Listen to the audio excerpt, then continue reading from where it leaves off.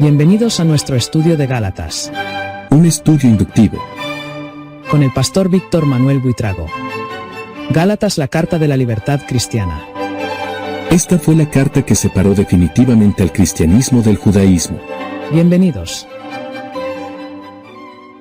Bendito Señor, cada vez que nos acercamos a estudiar tu palabra, nos acercamos con profunda reverencia, con temor y temblor, porque lo que estamos haciendo es estudiar tu palabra. Y por eso te ruego en este momento que tu Espíritu Santo me guíe y nos guíe a quienes estamos aquí ante este tiempo de aprender de tu palabra. Nos guíes con el poder de tu Espíritu Santo para que podamos hacer un estudio que glorifique tu nombre, te glorifique a ti y que nos edifique a nosotros y nos ayude a vivir cada día más conforme a tu voluntad. Gracias, Señor, porque yo sé que tú nos guías, nos tomas de la mano y nos llevas a través de este estudio. Gracias en el nombre de Cristo Jesús. Amén y amén. Bienvenidos a nuestra lección número 11 de Gálatas Inductivo. Hoy vamos a tocar capítulo 4, desde el versículo 8 hasta el versículo 15.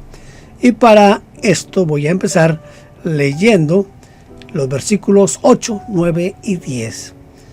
En el pasado, cuando ustedes no conocían a Dios, eran esclavos de dioses falsos, pero ahora conocen al verdadero Dios. Mejor dicho, ahora Dios los conoce. Entonces, ¿por qué vuelven a esas reglas elementales, inútiles y débiles que tenían antes? ¿Quieren ser esclavos de ellas otra vez?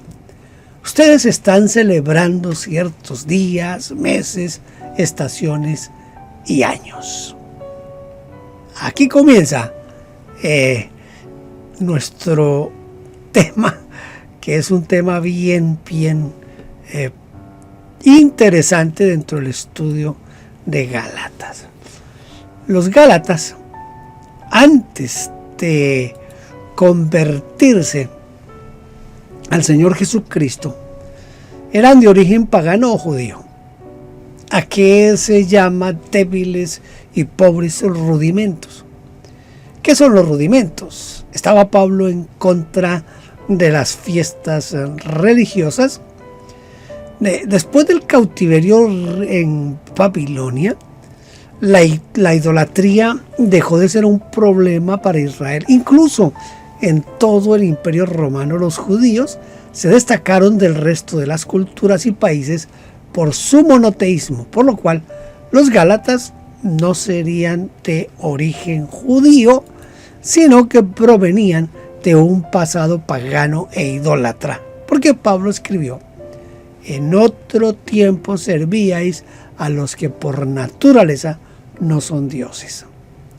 Eso era inadmisible entre los judíos. Es evidente que se trataba entonces de paganos que se habían acercado a las sinagogas judías y se habían hecho prosélitos.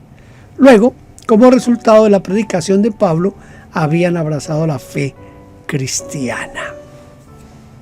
Pablo llamó débiles y pobres rudimentos a la obligación de guardar ciertos días sagrados para los judíos,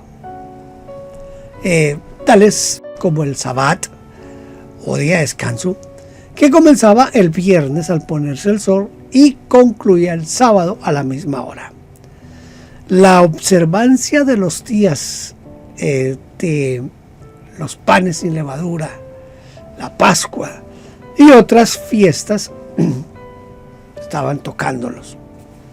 No cabe duda que a los Gálatas les habían enseñado que si no guardaban esos días no podrían ser salvos.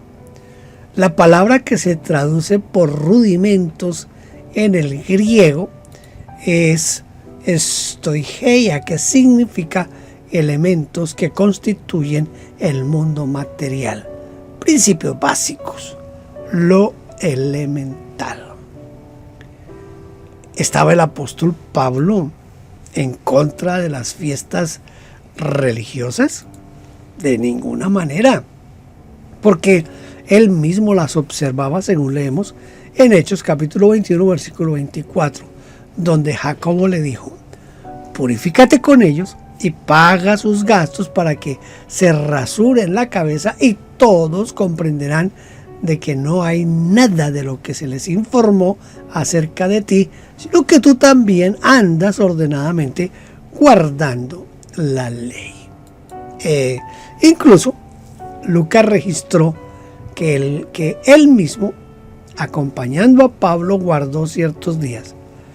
Dice Lucas: y nosotros, pasados los días de los panes sin levadura, navegamos a Filipos. Esto está en Hechos 26. ¿Cómo entonces se entiende esto? Por un lado, reprochó a los gálatas por guardar los días, los meses, las estaciones y los años, y por el otro, él mismo los guardaba. ¿Hay aquí alguna contradicción? No, yo no creo, en absoluto. Aquí nos enfrentamos a dos situaciones diferentes. Pablo no estaba en contra de las fiestas religiosas, sino en contra de la creencia que esos días tuviesen alguna gracia o acumulen algún mérito para nuestra salvación. Una cosa es guardar los días, los meses, las estaciones, los años con libertad, y otra es esclavizarse de esos días. La pregunta de Pablo es: ¿cómo queréis volver a los débiles y pobres rudimentos a los cuales queréis volver a esclavizar? Jesucristo también guardaba los días de fiesta de los judíos.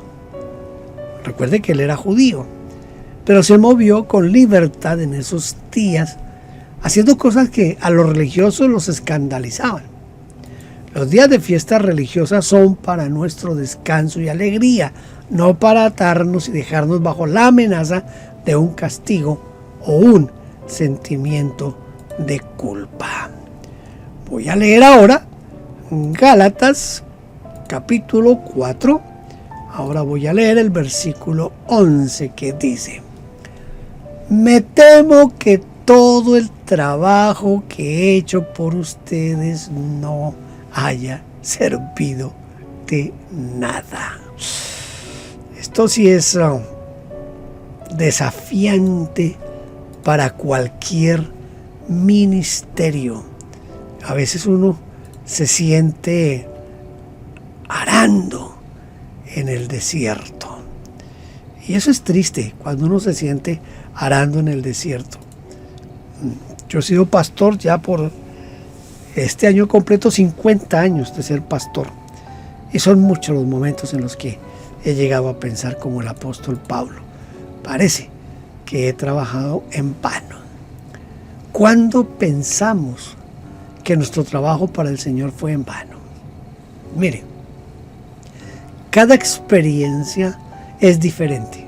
Sin embargo, podemos mencionar 4 situaciones que producen temor al fracaso de una gestión. Primero, cuando se destruye lo que construimos. Por ejemplo, después de renovar la iglesia, cambiando estructuras obsoletas, vicios y todo lo que impedía el crecimiento de la iglesia en el transcurso del tiempo, el liderazgo opta por restablecer el viejo modelo que fue abandonado. Segundo, cuando se enseña lo contrario de lo que enseñamos. Este fue el caso de la iglesia de Galacia. Todo lo que Pablo enseñó sobre la ley, sobre la gracia, sobre la fe, fue cambiado, convirtiéndose en otro evangelio. Tercero, cuando la gente se va.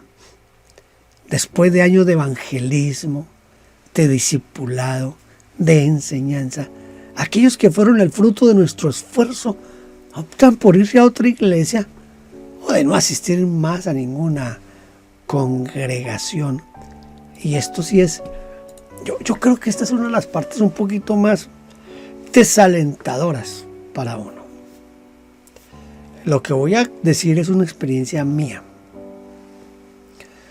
Nosotros trabajábamos con un grupo de personas que el gobierno canadiense permite que vengan, en este caso centroamericanos, que vengan a las granjas aquí en Canadá para que trabajen, para que laboren la tierra.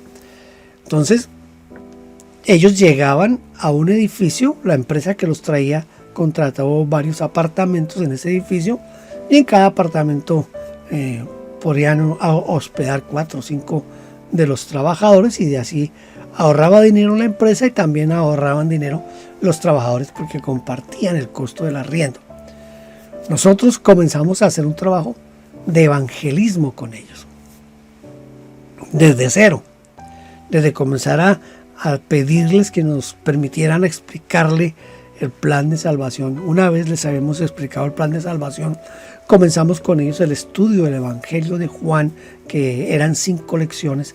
Terminadas las 5 lecciones, entrábamos a un plan les estoy hablando del proyecto Felipe de la Liga Bíblica, y después entrábamos a Descubra.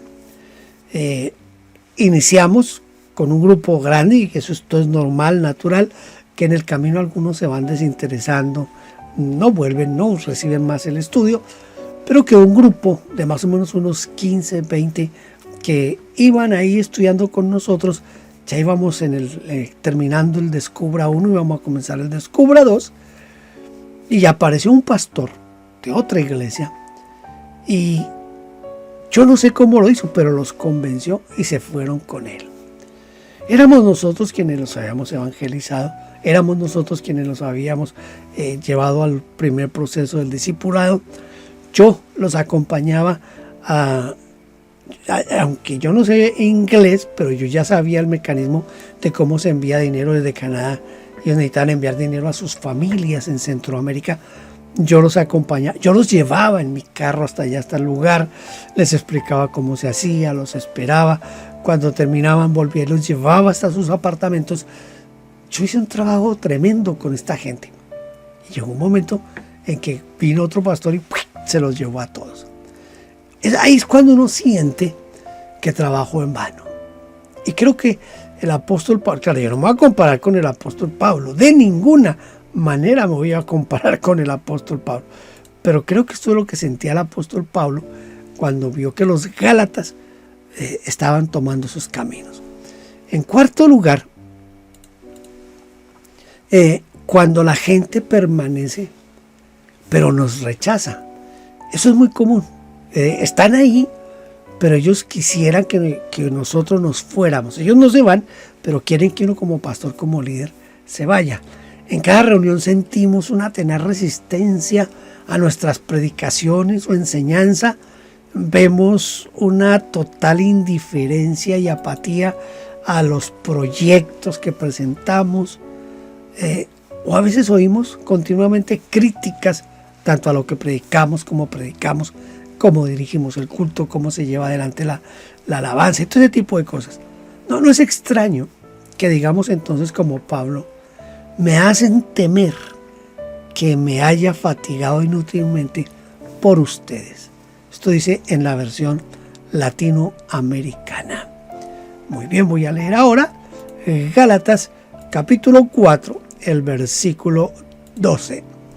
Hermanos, les ruego que se adapten a mí, así como yo me he adaptado a ustedes. No me han hecho ningún mal. No me han hecho ningún mal.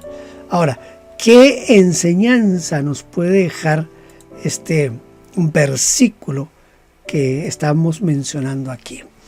Podríamos rescatar 2 grandes enseñanzas con este versículo. Primero, el que comprende a los demás. Ese que comprende a los demás puede pedir comprensión. El apóstol Pablo se puso en el lugar de los Gálatas. Se hizo como ellos. Escuche, se hizo como ellos. Trató de pensar como pensaban, de sentir lo que sentían. Se adaptó a su escala de valores para poder comunicarles el Evangelio de Cristo. Ahora, les pide que den el paso que Él se animó a dar. Les pide que lo imiten, que lo imiten. Si queremos tener derecho de exigir algo a la iglesia, debemos ver hasta dónde nosotros fuimos imitables y que podamos ver también si lo que exigimos a otros, nosotros lo llevamos a cabo. Pablo dice, pónganse en mi lugar. Pónganse en mi lugar. Hermanos, pónganse en mi lugar, por favor, que yo por mi parte me pongo en el suyo, dice la Nueva Biblia Española. En segundo lugar, aprendemos aquí que el que intenta corregir debe clarificar. Dice, ningún agravio me habéis hecho. Y lo dice para que nadie piense que él tenía algo guardado en su corazón. De pronto una herida o un resentimiento. Y que la carta era como un desahogo emocional disfrazado de un tema teológico. Ustedes no me ofendieron. Si el apóstol Pablo hubiera guardado silencio al respecto, el camino de la corrección hubiera resultado mucho más largo, porque se enfocaría en una situación imaginaria y no en la verdad. Por eso debemos aprender a cerrar las puertas equivocadas para que el pensamiento siga su curso correcto y la corrección sea efectiva. Si no, grave la situación. Voy a leer ahora en Gálatas 4, versículos 13 al 15. Los visité por primera vez debido a que estaba enfermo. En ese tiempo les anuncié la buena noticia de salvación. Mi condición física era una molestia para ustedes, pero no me despreciaron ni me rechazaron. Al contrario, me recibieron como si yo fuera un ángel de Dios, como si yo fuera Jesucristo mismo. En ese momento estaban muy felices. ¿Dónde está la alegría ahora? Yo soy testigo de que hasta se habrían sacado los ojos para dármelos si hubiera sido posible. Estos son los pasajes que nos enseñan un poquito acerca de la vida de Pablo, y en este caso de ahí se ha tomado para pensar un poquito en la enfermedad del apóstol Pablo. ¿Qué lecciones aprendemos aquí sobre la enfermedad? ¿Qué enfermedad pudo haber tenido el apóstol Pablo?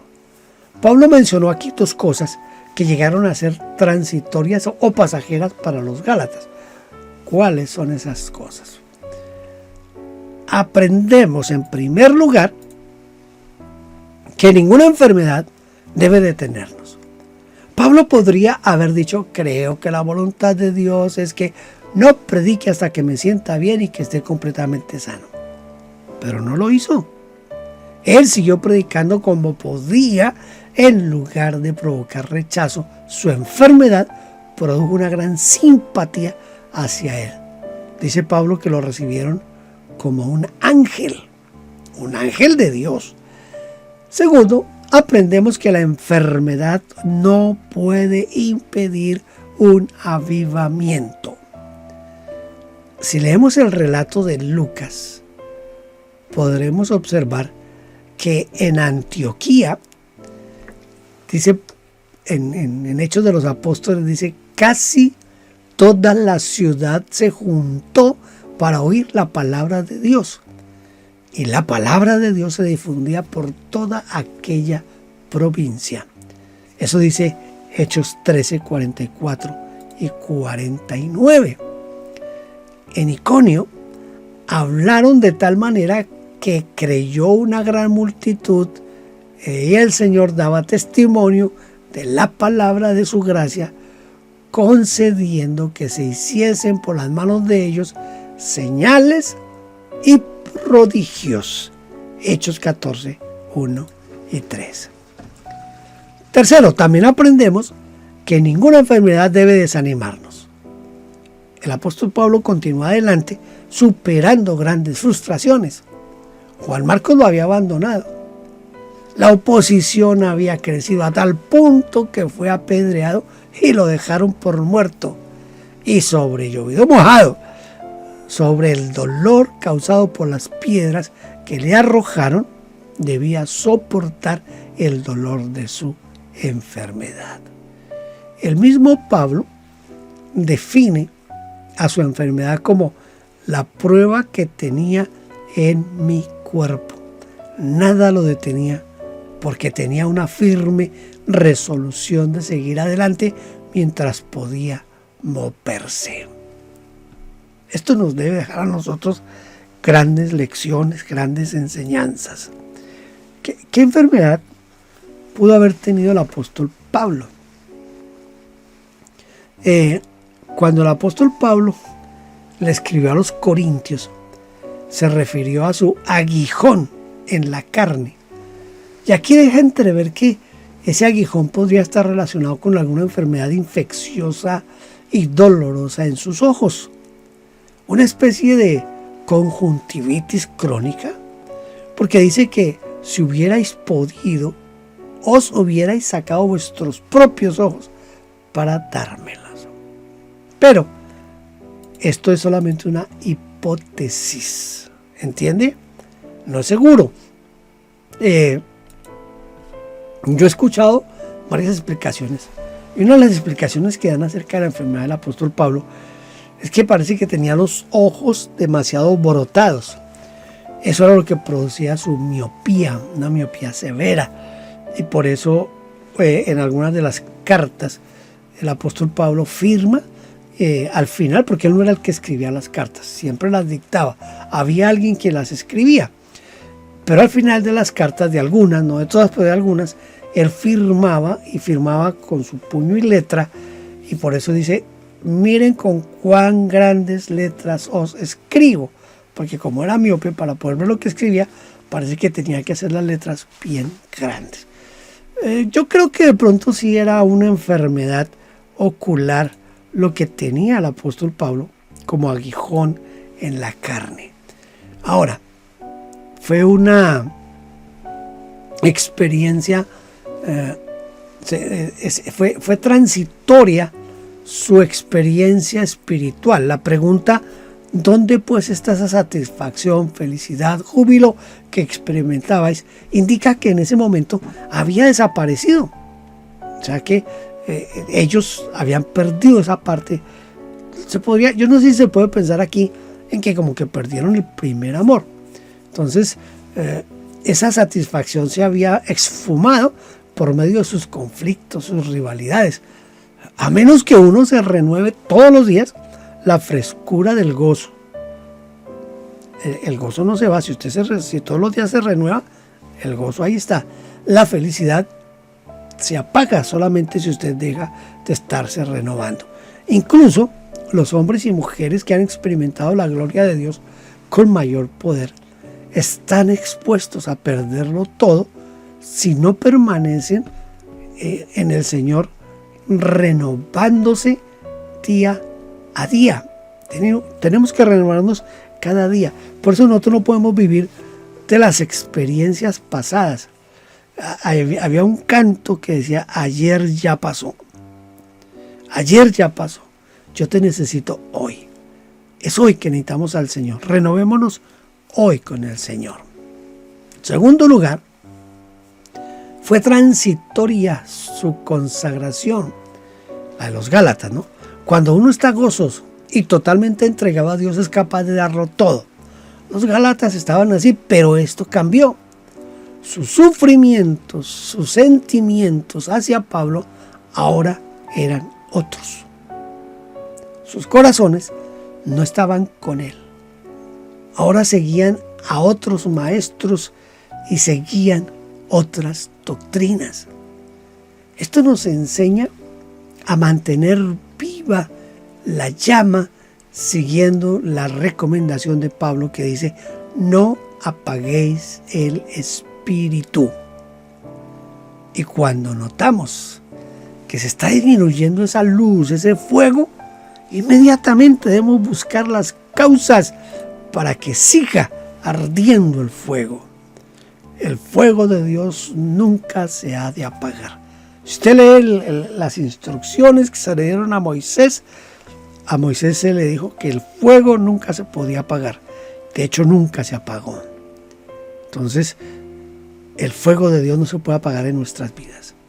Cada día tenemos que renovar nuestras fuerzas y nuestro poder y nuestra vida en el Espíritu Santo. Vamos a tratar de memorizar un versículo y es el de Gálatas 4, 13 al 15, que dice: pues vosotros sabéis que a causa de una enfermedad del cuerpo os anuncié el Evangelio al principio, y no me despreciasteis ni desechasteis por la prueba que tenía en mi cuerpo. Antes bien, me recibisteis como a un ángel de Dios, como a Cristo Jesús. ¿Dónde pues está esa satisfacción que experimentabais? Porque os doy testimonio de que si hubieseis podido, os hubierais sacado vuestros propios ojos para dármelos. Tremendo esta parte del apóstol Pablo reclamándole a los corintios eso. Me gusta esta otra versión. Los visité por primera vez debido a que estaba enfermo y en ese tiempo les anuncié la buena noticia de salvación. Mi condición física era una molestia para ustedes, pero no me despreciaron ni me rechazaron. Al contrario, me recibieron como si yo fuera un ángel de Dios, como si yo fuera Jesucristo mismo. En ese momento estaban muy felices. ¿Dónde está la alegría ahora? Yo soy testigo de que hasta se habrían sacado los ojos para dármelos si hubiera sido posible. Está bonita esa versión. El asunto es que yo cometí el error de no verificar en qué versión era, pero creo que es la Nueva Traducción Viviente. Bueno, ya hemos llegado al final de nuestra lección número 11 de Gálatas Inductivo. Recuerde que si usted quiere puede dejarme sus apreciaciones o sus preguntas o sus desacuerdos ahí dicen los youtubers, ahí en la caja de comentarios. Ahí debajo del video siempre hay una parte donde uno puede poner, escribir comentarios, ya sea de palabras de ayuda, palabras de ánimo, o en mi caso, si quiere refutar lo que yo enseño, puede hacerlo con libertad o compartir lo que usted quiera compartir. Dios le bendiga, lo espero en la lección número 12 de Gálatas Inductivo. Gracias por vernos. Favor inscribirse en nuestro canal. Denos un like, toque la campanita y déjenos su huella con un comentario. Bendiciones.